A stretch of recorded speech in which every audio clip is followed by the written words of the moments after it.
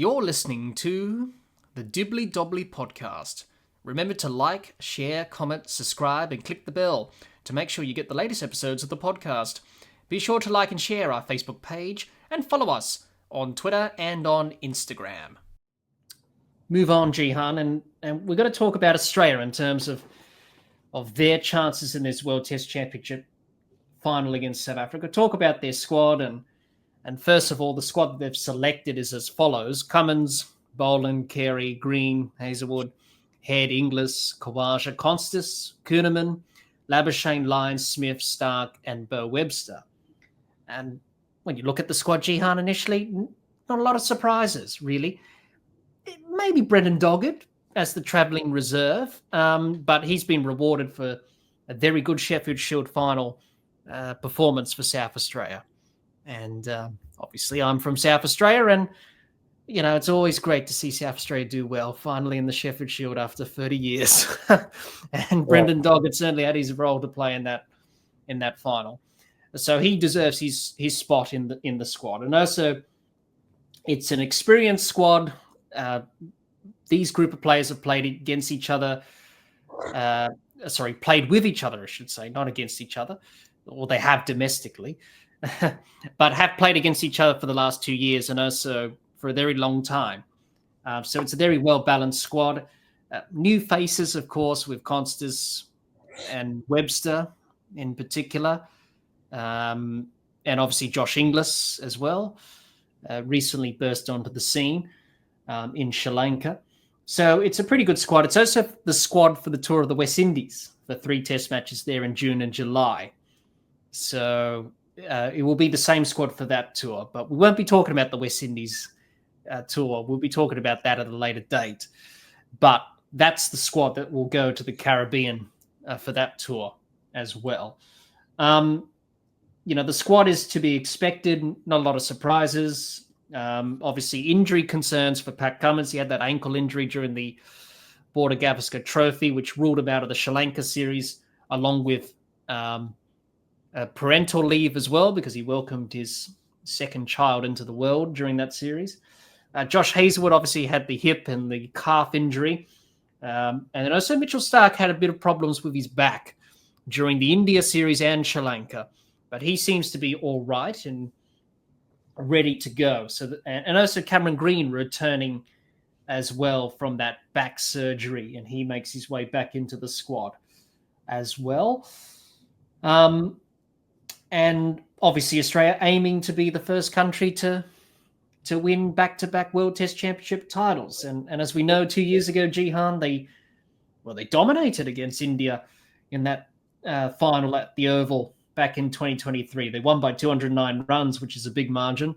Obviously, hundreds for Smith and Head, and they had a big partnership of 285 in that game. Cameron Green's catch was controversial off Shubman Gill. But it was a good catch at the end of the day. Scott Bowling taking those wickets of Kohli and Jadeja on the last day, and that really turned the course of the match. And it was all over before lunch on day 5. And Australia were able to win that first final in 2023. So they're looking good to win back-to-back titles, as we've mentioned numerous times so far. But there are some selection headaches, Jehan, of course, obviously. Talk about Sam Constas opening the batting. There's been talk about Marnus Labuschagne or Josh Inglis to open the batting. Even Travis Head as well. Whether or not Australia go with Constas or someone else to open the batting with Usman Khawaja, that's one selection dilemma that they have. The other one is either Cameron Green returning from injury, not playing a lot of cricket, Bo Webster not doing a lot wrong, because he's done pretty well since he's come into the side, Bo Webster, who will be the all-rounder. And then last but not least, we always have this conversation, Jehan, every time, Josh Hazelwood or Scott Boland, who will play. So those are some of the selection headaches that Australia have going into this final. So your thoughts on the squad, Jehan, and then your thoughts on how Australia should navigate those selection headaches in terms of who will open the batting. Is it going to be Green or Webster for the all-rounder position? Or is it going to be Josh Hazlewood and Scott Boland to be a part of the bowling attack? So your thoughts on the squad and your thoughts on those selection headaches for Australia going into this final against South Africa?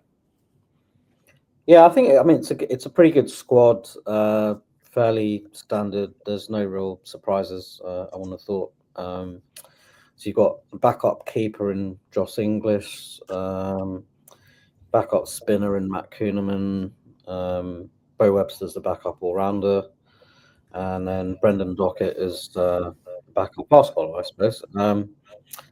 But yeah, I think if Cameron Green's fit, I reckon he should slot straight back into the side. So go back into batting number 4. I think they do need to establish an opener going forward long term. So for me, I think if they're serious about Sam Constas as a long-term player, as a long-term opener, I think they just give him his opportunity and allow him to cement his spot, that place in the side as the opener. I think I heard George Bailey saying that they're thinking about different openers for the WTC and the West Indies tour.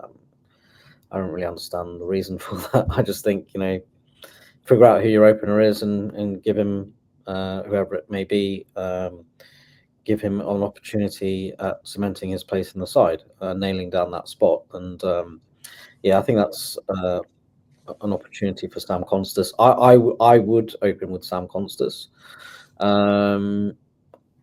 I'm not really in favour of Labuschagne opening. I think he's fine coming in at number 3. I suppose if you got Labuschagne, Smith, and Green in the batting lineup, that might mean that Smith goes down to number 5. But I think that should be fine. So Labuschagne 3, Green 4, Smith number 5. That almost sort of strengthens the batting lineup a little bit. And then you've got Travis Head at 6. They're not going to play 2 spinners, so Nathan Lyon will be the sole spinner. And then when it comes to Boland versus Hazlewood, I just think if Hazlewood's fit, you go for Hazlewood because he's the more established bowler in Test cricket. So I think you just go with Hazlewood, Stark, and Cummins. And Alex Carey is the number 1 choice keeper. So so I think looking at it, like my 11 would be Khawaja, Constas, Labuschagne, Green, Smith, Head, Carey, then Cummins, Stark, Hazlewood, Lyon. I think that's 11, but that would be my 11. Yeah, I think I tend to agree with that as well, Jehan. I think, well, really, with the first one, Sam Constas opening, obviously, you nailed it on the head. If Australia do need a long-term opener, they probably need 2 after the Ashes later on this year with Usman Khawaja retiring. So, this talk about Labuschagne opening or Josh Inglis or Travis Head, which he did in Sri Lanka, but really Travis Head only opens in the subcontinent, really, because of the way that Australia, have their 11 in terms of 2 spinners or more. So, with Sam, you're going to get a lot from him opening the batting. You're going to gain a lot. Whereas with Labuschagne or Inglis or someone else, you're not going to really gain much from that. So, to have Sam open, good experience, facing like quality bowlers like Rabada and Janssen, for example, will put him in good stead in his development as a cricketer. Yeah, in the 2 test matches, he's averaging 28, right? But he's got potential. He just needs to work out the balance between attack and playing responsibly. We don't want him to lose that flair like we saw against Bumrah when he got that, 60 on debut. If he can do that to Janssen and Rabada at Lords in this final, that would be great for Australia. certainly problems for South Africa if that happens. We saw what happened with Bumrah and India. They didn't know what to do. They were caught unawares by that. So he's got that potential. So he's definitely a player for 10 or 20 years for Australia going forward. And you've got to invest the time and the effort on him. I think we don't need to mess around with the order too much. Look what happened when we did that with Steve Smith. What did that do to Steve Smith? It didn't really serve him well, did it? Well, he scored a 50-odd or something like that, opening batting that West Indies series. He got 90-odd in that second test. And yeah, 92, I think it was. Yeah, and carried his bat. But still, the experiment, you knew it was sort of not working. And he would prefer to bat at number 4. So I don't think we need to change the order too much. And having Labuschagne open the batting is not the answer. Would we have, is that a move to try and reinvigorate Marnus with his form slump at the moment? Yeah, I mean, that's possibly something they maybe that came into that. Would you have Smith at 4 or Green at 4? I'll have Smith at 4. You'd have Smith at 4, okay. I'll so have then Smith Green at 4. I'll have Green at 6. Is that all rounder? Green, okay, yeah, okay. So Green because you don't want to move Smith from 4 to 5. I know that's one position, but look at recently against India, he's scoring runs, and if it's working, don't change it. If it ain't broke, don't fix it. Yeah. So I would have Smith at 4 because he likes to bat at 4 anyways. His record at 4 is impeccable. And then I would have Green at number 6 as the all-rounder because if Green plays, he's got to do both. He's got to be a batter and a bowler. Yeah. And there is a bit of a risk because he's coming back with not a lot of cricket behind him with that back injury. And I won't be surprised if they pick Bo Webster, to be honest. He hasn't done a lot wrong. You need Bo Webster ahead of Green. Yeah. Well, if they go with that. Well, I just think I won't be too unhappy about that because he's done pretty all right, Bo, since he's come to the side. And he's in that groove now. He's played 3 test matches on the trot. Yeah. 2 in Sri Lanka, 1 against India. So it depends whether or not Cameron Green's capable of bowling his loads in a test match. Yeah, no, exactly. I think if he's in the squad and he's fit, then I think he plays ahead of Bo Webster. Yeah. I'm just saying if he's not fit and if they don't want to take that risk, then I won't be unhappy with Bo Webster in the side. I don't think anyone would, given what he's done already. Because you got to think about the West Indies and then the Ashes is the big one. You want Cameron Green for the Ashes later on in the year. So, that's the thing that Australia will have to contend with. But if Green's fit, I agree, he plays ahead of Bo Webster. Yeah. If not Bo Webster, I don't think anyone would be too unhappy about that. Well, I mean, the other option is that if they open with Labuschagne, they could potentially play both Green and Webster. They could, but do you need an extra seamer at Lords? Depends on what sort of surface you're going to get, really. And Lords is not really... It's quite a flat pitch in recent years, Lords. There's been a lot of runs. Lords in June, the ball will do a little bit. Yeah, it'll do a little bit, but it's generally been pretty good for batting over the last few years, I think. So it depends what sort of surface you're going to get, but I think it's just going to be a typical Lord surface. Yeah. I think whether it comes down to Green or Webster will completely be down to how fit Green is. Yes. So if they feel that he can get through the allotted number of overs that he usually bowls, then he'll play. If he's not quite at that fitness level, then I reckon I'll go for Webster. Yeah, definitely. Depends on the fitness with Cam. Yeah. You don't want to rush him back in too early. That's the thing. So it's a delicate balance because he's coming back from back surgery and you don't want anything to happen. You just want to get him back to his loads. But if he does play, he's got to do both. And he scored 100 recently for in county cricket. So, at least he's scoring some runs, Cam. So that's good. Yeah. So it depends on the fitness with Cameron Green. But if he's fit and he can do both, then he's good to go. He gets the nod over Bo Webster. If not, Bo Webster plays. And as I said, I don't think anyone will be unhappy with that because he's done pretty well at the start of his career, Bo. So Hazelwood and Boland, I agree with you, Jehan. I think obviously got to go with Josh, given his record, and obviously the Boland attack of him with Cummins and Stark and Lyon has been so formidable over the last, how many years now? I've lost track, but has been dominant for so long. Scott's a nice guy. I think we can agree with that, Jehan. He's such a nice guy. He's a bit better. But he'll get his opportunity probably in the West Indies if they do rotate the bowlers there. And I think they may do that, given that they've selected Matt Kuhneman as the second spinner for that tour. So he may get an opportunity in the Caribbean, Scott, if he doesn't play here at Lord's. Well, depending on the pitches, they may even play two. Depending on the pitches as well, yeah. But both are equally good enough to play, obviously. But it depends, because Josh Hazelwood's got a bit of an injury in the IPL recently with his shoulder, I think. Is it shoulder? Okay. A bit of a niggle there. So, but I think he'll be all right. But we have to wait and see how that pans out. But Josh, his record speaks for itself. And Scott, you know what you're going to get from Scott Boland. So depends.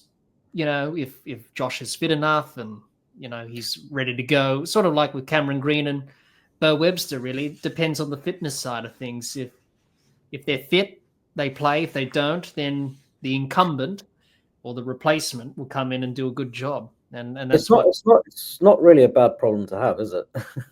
No, it's not. It's a good problem to have. Not quite ready, then you've got to replace them.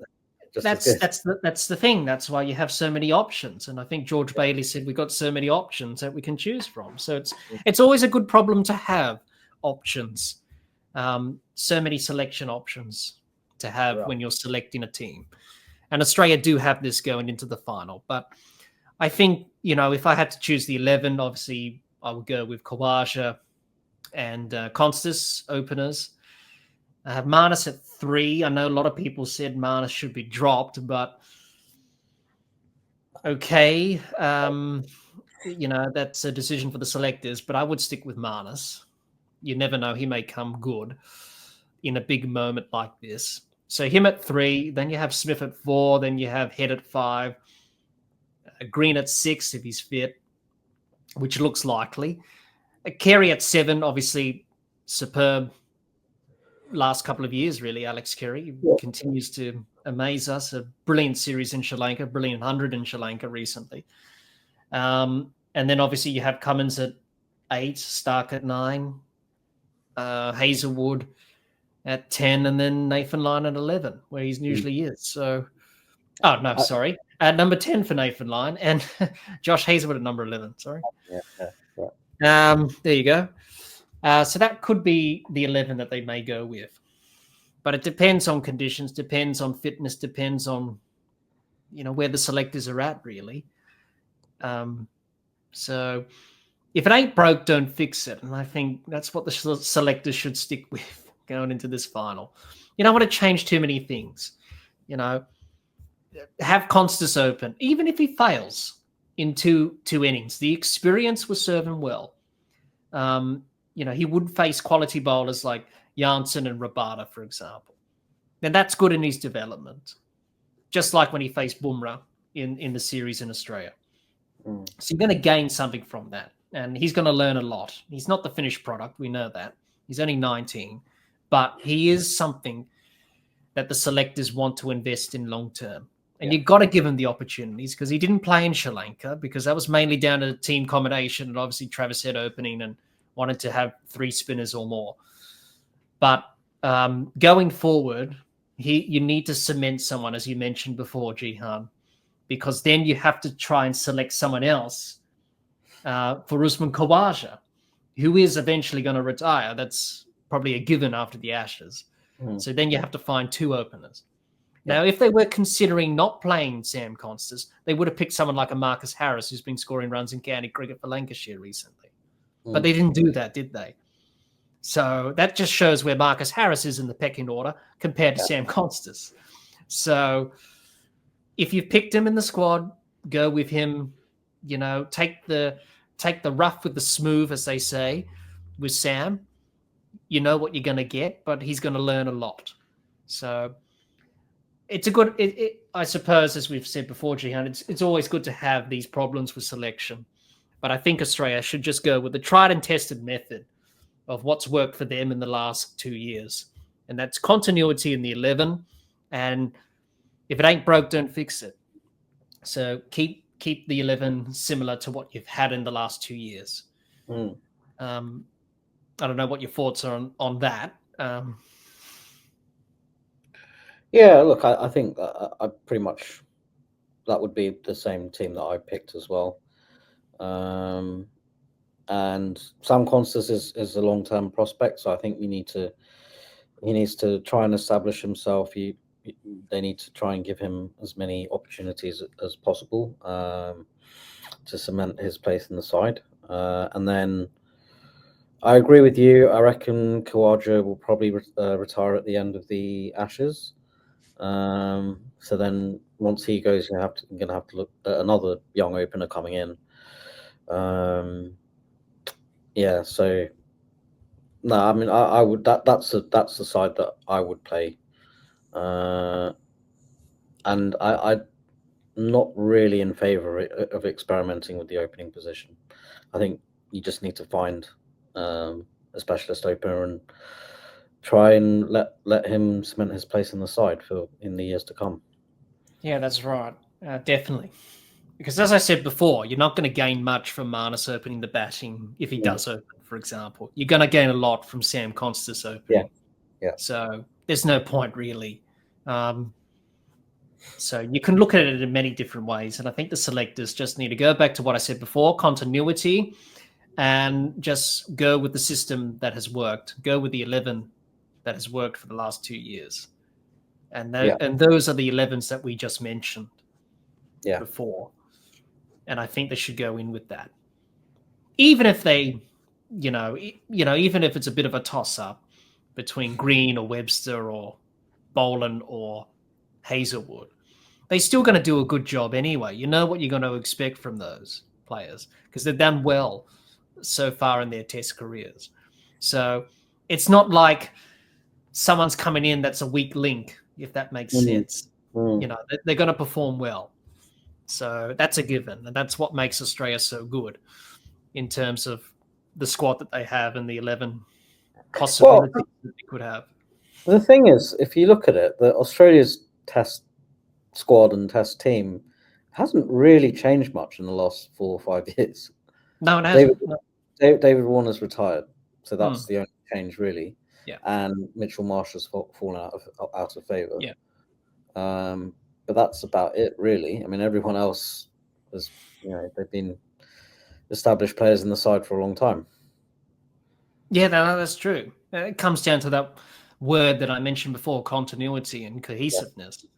Yeah. And that's very important. That's why Australia's had a lot of success over not only this 2-year cycle, but the last 2-year cycle as well. And that's why they're in this position of trying to win back-to-back World Test Championship titles.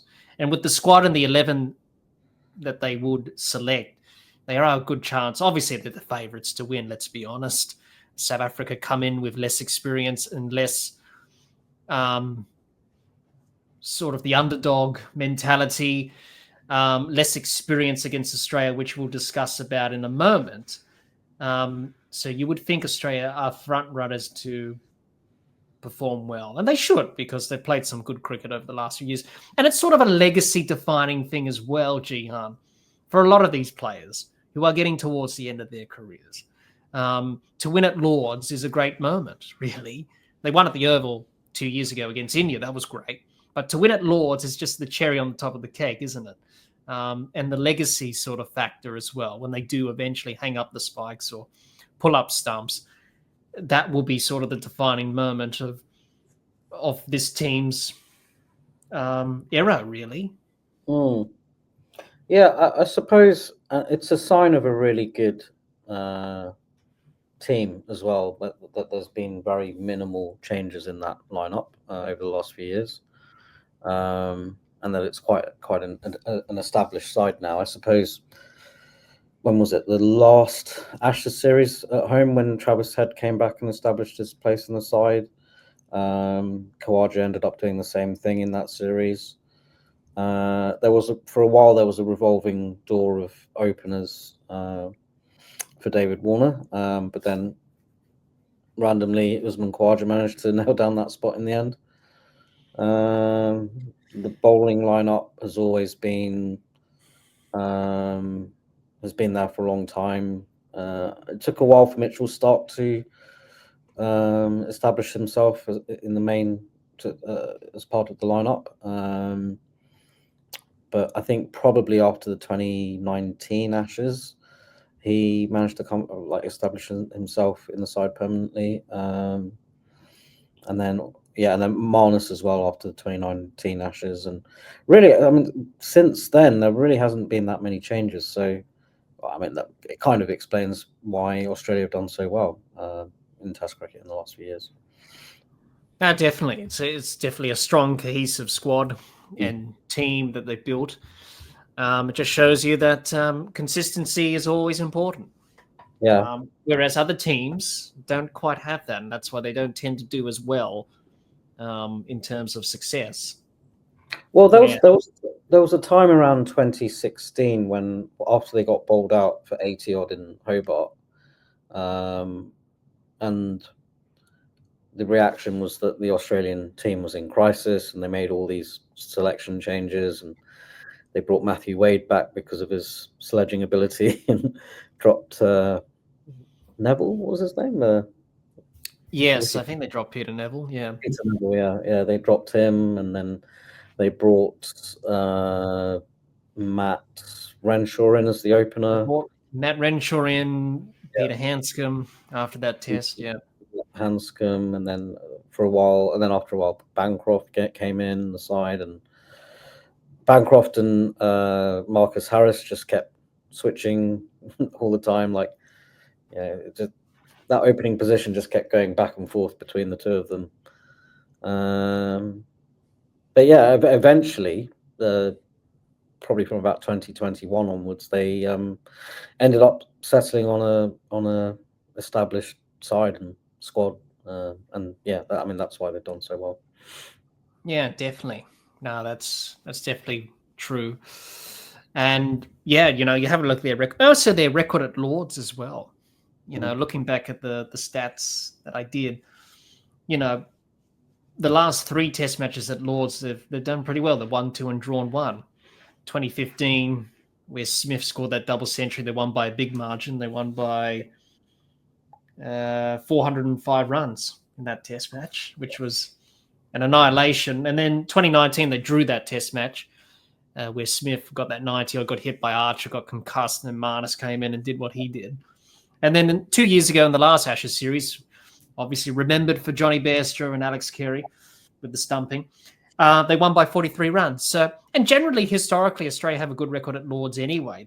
Their record, they've played, 40 test matches there. They've won 18, lost 7, drawn 15. Since 1844, that's a win percentage of 45%. I think good. I think when they lost to England in the 2009 Ashes, they hadn't lost at Lords for 70 years or something like that. Yes, that's right. So it just shows you how well they play at Lords, Australia historically. So Steve Smith, he loves batting at Lords. He has a pretty good record at Lords in terms of his stats there. And he could be Australia's leading run scorer at Lords of all time. Warren Bardsley's ahead of that list. And then you got Don Bradman, and then you got Steve Smith in third. So 525 runs at an average of 58, highest score of 215 since 2010 at Lords for Smith, because he debuted against Pakistan in that neutral test at Lords. So he's had a pretty good record for more than 15 years. So that's pretty good. Compared to other batters in the Australian team, who have only played a handful of tests at Lords, going way back from 2013, 2019, and even 2 years ago. he's definitely on the top of the list. So you know what you're going to expect from Smith at Lords is he's going to cash in when he does. And generally Australia play good at Lords as well. And as for the bowling attack, Hazelwood, Cummins, Stark, and Lyon have a pretty good record at Lords as well in their stats. So that's the important thing as well, because the South African team, they haven't played a lot at Lords. There's only been some players in their squad, which we'll talk about in a moment, that have only played at Lords. I think it's like 3 or 4 or 5 out of their squad that have played at Lords. So that does help as well in terms of that experience, in terms of playing at Lords, because it's such a different venue, obviously, with the slope and all that stuff. Yeah. So it does serve you well, that past experience. And no doubt that will put Australia in good stead when they play this final at Lords. And compared that to South Africa, which we'll mention and talk about in a moment with their squad. But just to finish up about Australia, pretty strong squad. They've selected a squad that's been pretty tight and cohesive for the last couple of years, and even beyond that, as we've already talked about. Be interesting to see what they do with selection in terms of opening Sam Constas and obviously Green and Webster, and obviously Hazelwood and Boland. But that will sort itself out. And regardless of whatever 11 they pick, it's still going to be pretty good in terms of, being competitive and obviously dominating, hopefully, if you're an Australian supporter. So we shall wait and see what happens on that front. So that's pretty much Australia. But hi, everyone. Hope you enjoyed hearing Jehan and I discuss Australia's chances in the ICC World Test Championship Final for 2025. Let us know your thoughts on how Australia will go in this ICC World Test Championship Final for 2025 in the comments. We would love to hear what you have to say.